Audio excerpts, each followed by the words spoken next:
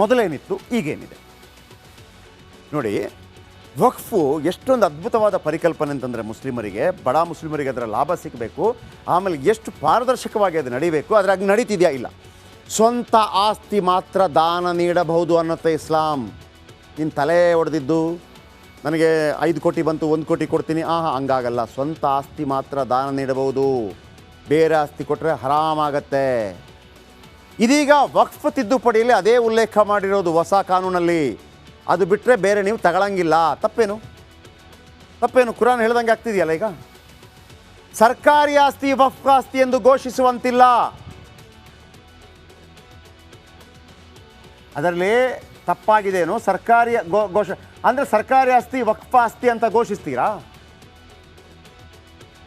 ಘೋಷಿಸಬಾರ್ದಲ್ವಾ? ಯಾಕೆ ಘೋಷಿಸ್ತಾ ಇದ್ದೀರಿ? ಸರ್ಕಾರಿ ಆಸ್ತಿನ ಯಾಕೆ ಹೇಳ್ತಾ ಇದ್ದೀರಿ? ವಿಧಾನಸೌಧನ ಯಾಕೆ ಹೇಳ್ತಾ ಇದ್ದೀರಿ? ಆಮೇಲೆ ಈ ಹಿಂದೆ ಭೂಮಿ ಕಬಳಿಸಿದರೆ ಕೋರ್ಟ್ಗೆ ಹೋಗುವಂತಿರಲಿಲ್ಲ, ಸತ್ತ. ಈಗ ಹಂಗಲ್ಲ. ಇದೀಗ ಆ ನಿಯಮವನ್ನೇ ಮೋದಿ ಸರ್ಕಾರ ತೆಗೆದು ಹಾಕಿದೆ. ಏನು ಮಾಡಿದೆ? ಮೊದಲೇನಿತ್ತು ವಕ್ಫ್, ಅದರ CEO ಮತ್ತು ಅದರಲ್ಲಿ ಒಂದು ಕೋರ್ಟ್ ಥರ, ಅದು ಫೈನಲ್ ಸುಪ್ರೀಂ ಕೋರ್ಟ್. ಅದು ಈಗ ಹಂಗಲ್ಲ. ಇದೀಗ ಮ್ಯಾಜಿಸ್ಟ್ರೇಟ್ ಕೊಡ್ತಾರೆ, ಆಯ್ತು. ಇದಾದ ನಂತರ ಹೈಕೋರ್ಟ್, ಇದಾದ ನಂತರ ಸುಪ್ರೀಂ ಕೋರ್ಟ್. ಹೋಗಬಹುದು. ಅಲ್ಲೂ ಕೂಡ ಪ್ರೂವ್ ಆದರೆ ವಕ್ಫ್ ತಗೊಂಡೋಗಿ, ಯಾರು ಬೇಡ ಅನ್ನಲ್ಲ.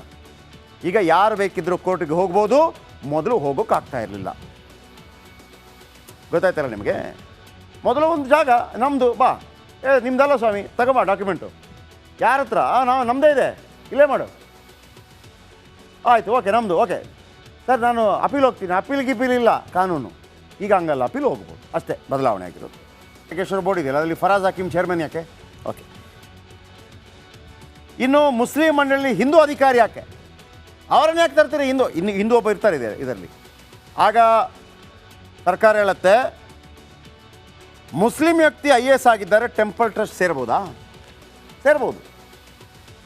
IAS ಆಗಿದ್ದರೆ ಟೆಂಪಲ್ ಟ್ರಸ್ಟಲ್ಲಿ ಸಾಧ್ಯತೆ ಇದೆ, ಅದು ಇದೆ, ಧಾರ್ಮಿಕ ದತ್ತಿ ಇಲಾಖೆಯ ಇದರಲ್ಲಿದೆ. ಇಲ್ಲಿ ಸೇರ್ಬೋದಂತೆ ಮುಸ್ಲಿಂ, ಅಲ್ಲಿ ಯಾಕೆ ಹಿಂದೂ ಸೇರೋಕ್ಕಾಗಲ್ಲ? ಓಕೆ. ICC ಇದ್ದಂಗೆ ವಕ್ಫ್ ಮಂಡಳಿ.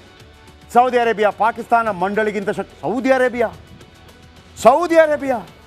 ಶ್ರೀಮಂತ ರಾಷ್ಟ್ರ, ಪೆಟ್ರೋಲ್ ರಾಷ್ಟ್ರ, ಅದಕ್ಕಿಂತ ಶಕ್ತಿಯುತ ನಮ್ಮ ವಕ್ಫ್ ಮಂಡಳಿ ಈ ICCಗಿಂತ BCCI ಸ್ಟ್ರಾಂಗ್ ಇದ್ದಂಗೆ. ಉದಾಹರಣೆಗೆ ಭಾರತದಲ್ಲಿ ಒಮ್ಮೆ ವಕ್ಫ್ ಆಸ್ತಿ ಅಂತ ಪರಿಗಣಿತವಾದರೆ ಅದು ಎಂದೆಂದಿಗೂ ವಕ್ಫ್ ಮಂಡಳಿ ವ್ಯಾಪ್ತಿಯಲ್ಲಿರುತ್ತೆ ಇಂಡಿಯಾದಲ್ಲಿ. ಆದರೆ ಮುಸ್ಲಿಂ ಕಂಟ್ರಿಗಳಲ್ಲಿ ಹಂಗಿಲ್ಲ. ಆದರೆ ವಿದೇಶದಲ್ಲಿ ನ್ಯಾಯಾಂಗ ಸಮೀಕ್ಷೆ ಮಾಡ್ಬೋದು. ಭಾರತದ ಟ್ರಸ್ಟ್, ಮಠ, ಸೊಸೈಟಿಗಳ ಮೇಲೆ ಜಿಲ್ಲಾಡಳಿತ ನೋಡಿ, ಒನ್ಸ್ ಅಗೇನ್, ಭಾರತದ ಟ್ರಸ್ಟ್, ಮಠ, ಸೊಸೈಟಿಗಳ ಮೇಲೆ ಜಿಲ್ಲಾಡಳಿತ ಹಿಡಿತಾ ಇದೆ. ಆದರೆ ವಕ್ಫ್ ಮಂಡಳಿಗೆ ಯಾವ ಹಿಡಿತವೂ ಇರೋದಿಲ್ಲ. ಹಾಗಿದ್ರೆ ಇದು ಜಾತ್ಯತೀತ ರಾಷ್ಟ್ರ ಹೆಂಗಾಗತ್ತೆ? ಜಾತ್ಯತೀತ ರಾಷ್ಟ್ರ ಅಂದರೆ ಸಮಬಾಳು ಸಮಪಾಲು, ಮುಸ್ಲಿಮರು ಹಿಂದೂ ಎಲ್ಲ ಸೇಮ್. ಆದರೆ ಹಿಂದೂಗಳು ಅವರ ಮಠ, ಮಾನ್ಯ, ಟ್ರಸ್ಟು ಎಲ್ಲ ಜಿಲ್ಲಾಡಳಿತ ಹಿಡಿತಾ, ಇವ್ರದ್ದಿಲ್ಲ. ಹೆಂಗೆ? ಈಗ ಶಫಿ ಸಾದಿ ಹೇಳಿದಂಥ ಮಾತು, ವಿಧಾನಸೌಧ ಕೂಡ ನಮ್ಮದು ಅಂತ ಶಫಿ ಸಾದಿ ಹೇಳಿದ್ದಾರೆ. ನಾಳೆ ಬೇಕಿದ್ರೆ ಮಾತಾಡಿಸ್ತೀನಿ ಅವ್ರನ್ನ. ಮೊನ್ನೆ ಮಧ್ಯಪ್ರದೇಶದ ವಿಚಾರ ಇದೆಯಲ್ಲ, ಜಸ್ಟಿಸ್ ಗೋಪಾಲ್ ಸಿಂಗ್ ಬೈದ್ಬಿಟ್ರು. ಏನು ರೀ, ಇಡೀ ಸರ್ಕಾರಿ ಆಸ್ತಿ ಎಲ್ಲ ನಿಮ್ಮದೇನಾ? ಯಾವುದು ತಾಜ್ ಮಹಲ್ ನಿಮ್ಮದು, ಕೆಂಪುಕೋಟೆ ನಿಮ್ಮದು. ಜಸ್ಟಿಸ್ ಗೋಪಾಲ್ ಸಿಂಗ್ ಅಹುಲುವಾಲಿಯಾ ಮಾತಾಡಿದ್ದಾರೆ, ಕೇಳಿಸ್ಕೊಳ್ಳಿ. भाई साहब आप तो ताजमहल भी ले लो यार, लाल किला भी ले लो, कौन मना कर रहा है? या प्यार से क्वेश्चन समझ में नहीं आते आप लोगों को? सिर्फ ऑनरेबल कोर्ट, किसी के अरे ऑनरेबल कोर्ट का छोड़ो, किसी की भी प्रॉपर्टी को आप वक्फ प्रॉपर्टी डिक्लेयर कर सकते हो? टेल में सेक्शन 5 में नोटिफिकेशन होगा, फलाना होगा, पूरे भारत का वक्फ प्रॉपर्टी डिक्लेयर कर दो। देन ಬಹಳ ಕ್ಲೀನ್ ಅಂತೆ, ಬಹಳ ಕ್ಲೀನ್ ಸ್ವಾಮಿ ಅಂತೆ. ನನಗೆ ಗೊತ್ತಿಲ್ಲ. ಮೊನ್ನೆ ಆಫೀಸರ್ಗಳು ಕೇಳಿದೆ ಏನಪ್ಪ ಅಂತ ಅಂದ್ಬಿಟ್ಟು, ಒಂದು 50 ಡಿನೋಟಿಫಿಕೇಶನ್ ಕೇಸ್ಗಳು, 50. ತತ್ತಿನೇ ಅಣ್ಣ, ತತ್ತಿನೇ. ಇದೇ ಮಾತು ಡಿಕೆಶಿಯ. ಇದೇ ಮಾತಿಗೆ ಕುದಿಯುತ್ತಿದ್ದ ಕುಮಾರಸ್ವಾಮಿ ಡಿಕೆಶಿ ವಿರುದ್ಧ ಬೆಂಕಿ ಉಂಡೆಗಳನ್ನೇ ಉಗುಳಿದ್ರು. ಅದೇ ನಾಲಿಗೆನ ಗಂಡಸ್ತನ ರಾಜಕೀಯ ಮಾಡಬೇಕು ಅಂತ ಕೆರಳಿ ಕೆಂಡವಾದ್ರು.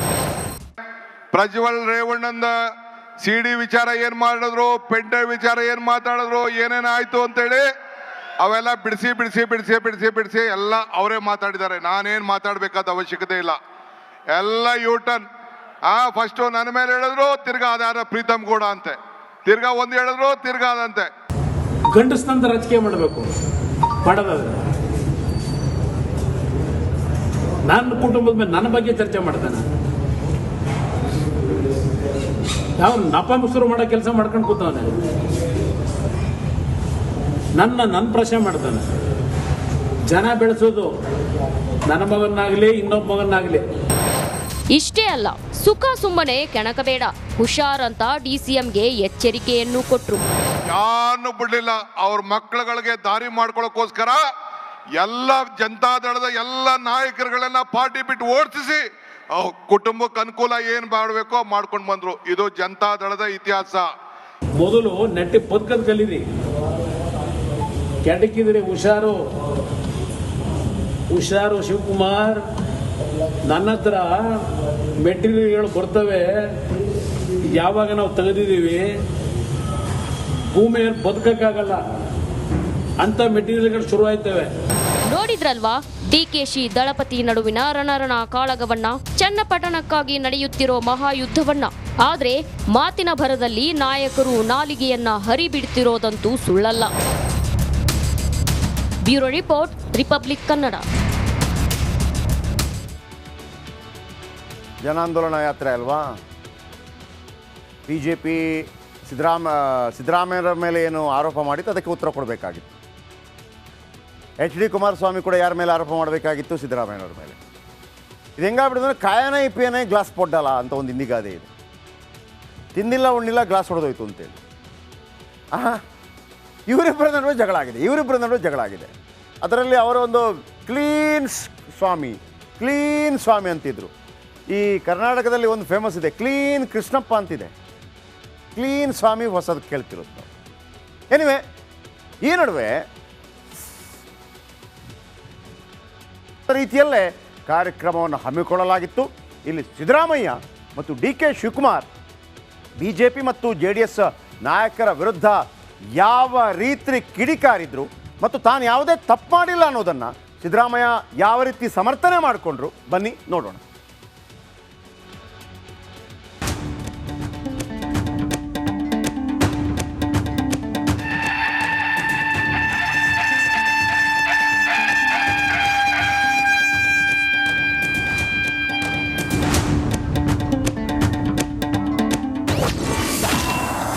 JDS BJP ವಿರುದ್ಧ ಕಾಂಗ್ರೆಸ್ ವಾರ್. ಮೈಸೂರಿನಲ್ಲಿ ಡಗರು ರಾಮಯ್ಯ ಗುಟುರು. ಸಿಎಂ ಸಿದ್ದರಾಮಯ್ಯ ವಿರುದ್ಧ ವಿಪಕ್ಷಗಳು ಸಮರ ಸಾರಿವೆ. ಇದರ ಮಧ್ಯೆ ಕಾಂಗ್ರೆಸ್ ಜನಾಂದೋಲನ ಸಮಾವೇಶ ದೊಡ್ಡ ಮಟ್ಟದಲ್ಲಿ ಯಶಸ್ಸು ಕಂಡಿದೆ. ನಾನು ಯಾರಿಗೂ ಹೆದರಲ್ಲ, ಬಗ್ಗಲ್ಲ, ಜಗ್ಗಲ್ಲ, ಯಾರೇನೇ ಮಾಡಿದ್ರು ಸರ್ಕಾರ ಉರುಳಲ್ಲ ಅಂತ ಸಿಎಂ ಸಿದ್ದರಾಮಯ್ಯ ಗುಡುಗಿದ್ರು. ಮಾಡ್ಲಿಕ್ಕೆ ಸಾಧ್ಯನಾ? ನಾನು ತಪ್ಪು ಮಾಡ್ಲಿಕ್ಕೆ ಸಾಧ್ಯನಾ? ಈ ರಾಜ್ಯದ ಜನರಿಗೆ ದ್ರೋಹ ಮಾಡ್ಲಿಕ್ಕೆ ಸಾಧ್ಯನಾ? ಯಾವತ್ತೂ ಕೂಡ ದ್ರೋಹ ಮಾಡಲ್ಲ, ಮಾಡಿಲ್ಲ, ಮಾಡೋದು ಇಲ್ಲ. ನಾನು ಎಲ್ಲಿವರೆಗೆ ರಾಜಕೀಯದಲ್ಲಿ ಇರ್ತೀನಿ ಅಲ್ಲಿವರೆಗೆ ಮಾಡಲ್ಲ. ಯಡಿಯೂರಪ್ಪನವರು ಅವ್ರಿಗೇನಾದ್ರು ಮಾನ ಮರ್ಯಾದೆ ಇದ್ದಿದ್ರೆ ರಾಜಕೀಯದಿಂದ ನಿವೃತ್ತಿ ಆಗಬೇಕಾಗಿತ್ತು. 82 ವರ್ಷ ಅವರಿಗೆ, 82 ವರ್ಷ ಸೆಕ್ಷುವಲ್ ಹರಾಸ್ಮೆಂಟ್ ಮಾಡಿ ಪೋಕ್ಸೋ ಕೇಸ್ನಲ್ಲಿ ಸಿಕ್ಕಾಕೊಂಡು ಚಾರ್ಜ್ ಶೀಟ್ ಹಾಕಿದ್ದಾರೆ. ಅವ್ರ ಮೇಲೆ ಪೋಕ್ಸೋ ಕೇಸ್ನಲ್ಲಿ ಸಿಕ್ಕಾಕೊಂಡು ಚಾರ್ಜ್ ಶೀಟ್ ಹಾಕಿದ್ದಾರೆ. ಅವರು ನಮಗೆ ಬುದ್ಧಿವಾದ ಹೇಳೋದು, ರಾಜೀನಾಮೆ ಕೊಡಿ. ಇಷ್ಟೆಲ್ಲ ಅಧಿಕಾರ ಸಿಕ್ಕಿದ್ರು ಕೂಡ ನನಗೆ ಆಸ್ತಿ ಮಾಡ್ತಕ್ಕಂಥ ವ್ಯಾಮೋಹ ಬರಲಿಲ್ಲ, ನನ್ನ ಕುಟುಂಬಕ್ಕೆ ಬರಲಿಲ್ಲ. ನನ್ನ ಧರ್ಮಪತ್ನಿ ಹೆಂಡತಿ ಪಾರ್ವತಿ ಯಾವತ್ತು ಕೂಡ ಸಾರ್ವಜನಿಕ ಸಭೆಗಳಿಗೆ ಬಂದಿಲ್ಲ. ನಾನು ಮಂತ್ರಿ ಆಗಲಿ, ಮುಖ್ಯಮಂತ್ರಿ ಆಗಲಿ, ಪ್ರಮಾಣ ವಚನ ಸ್ವೀಕಾರ ಮಾಡತಕ್ಕಂಥ ಸಮಾರಂಭಕ್ಕೂ ಬಂದಿಲ್ಲ. ನಿರೀಕ್ಷೆಯಂತೆಯೇ ಮುಖ್ಯಮಂತ್ರಿ ಸಿದ್ದರಾಮಯ್ಯಗೆ ಉಪಮುಖ್ಯಮಂತ್ರಿ DK ಶಿವಕುಮಾರ್ ಸಾಥ್ ಕೊಟ್ರು. ಬಿಜೆಪಿ ನಾಯಕರ ವಿರುದ್ಧ ಗುಟುರು ಹಾಕಿದ್ರು. ವಿಜೇಂದ್ರ, ಅಶೋಕ, ನಿನಗೆ ರಾಜೀನಾಮೆ ಬೇಕಾ? ಕಲ್ಲು ಬಂಡೆ ಅಂತ ಹೇಳಿ ಮಾಧ್ಯಮದವ್ರು ಹೇಳಿದ್ರು. ಕಲ್ಲು ಪ್ರಕೃತಿ, ಕಡದರೆ ಆಕೃತಿ, ಪೋಷಿಸಿದ ಸಂಸ್ಕೃತಿ. ಈ ಬಂಡೆ ಸಿದ್ದರಾಮಯ್ಯನ ಜೊತೆ ಇದೆ. ಈ ಮಾತನ್ನ ಈ ಸಂದರ್ಭದಲ್ಲಿ ಹೇಳಲಿಕ್ಕೆ ನಾನು ಬಯಸ್ತಾ ಇದ್ದೇನೆ. ನಾನು ಒಂದ್ ಹೇಳ್ತೀನಿ, 17 ಜನ ಇದ್ರು. ಎಂಪಿಗಳು. ಸಿದ್ದರಾಮಯ್ಯನವರು ಡೆಪ್ಟಿ ಸಿಎಂ ಇದ್ರು, ಅವ್ರನ್ನೂ ಸಹಿಸ್ಲಿಲ್ಲ. ಅವ್ರ ಎಂಪಿಗಳು ಒಬ್ಬರು ಅವ್ರ ಜೊತೆ ಯಾರು ಎಂಪಿ ಆಗಿದ್ರು ಅವರು ಇಲ್ಲ. ಅಲ್ಲ ವಿಜೇಂದ್ರ, ನಿಮ್ಮಪ್ಪ ಯಾಕೆ ರಾಜೀನಾಮೆ ಕೊಟ್ರು? 2 ಬಾರಿ ನಿಮ್ ತಂದೆ ಯಾಕೆ ರಾಜೀನಾಮೆ ಕೊಟ್ರು? ಫಸ್ಟ್ ಅದು ನೀನ್ ಲೆಕ್ಕ ಇಡಬೇಕು. ಇಲ್ಲಿ ನಾಳೆ ಮೈಸೂರಲ್ಲಿ ಬಂದು ಇದೇ ವೇದಿಕೆಯಲ್ಲಿ ಭಾಷಣ ಮಾಡ್ತೀಯಲ್ಲ, ನೀನು ವಿದೇಶಕ್ಕೆ ಲಕ್ಷ್ಮೀ ವಿಲಾಸ್ ಬ್ಯಾಂಕ್ ನಿಂದ ವಿದೇಶಕ್ಕೆ RTGS ಮಾಡಿದ್ಯಲ್ಲ, ಯಾಕೆ ಮಾಡ್ದೆ? ಯಾಕೆ ನಿಮ್ಮಪ್ಪ ಕಣ್ಣೀರ್ ಹಾಕಿದ್ರು? ಇದಕ್ಕೆ ಉತ್ತರ ಹೇಳ್ಬೇಕು ಫಸ್ಟು. ಸಿದ್ದರಾಮಯ್ಯ ವಿರುದ್ಧ ದೋಸ್ತಿ ಪಾದಯಾತ್ರೆಗೆ ತಡೆ ಬಿದ್ದಿದೆ.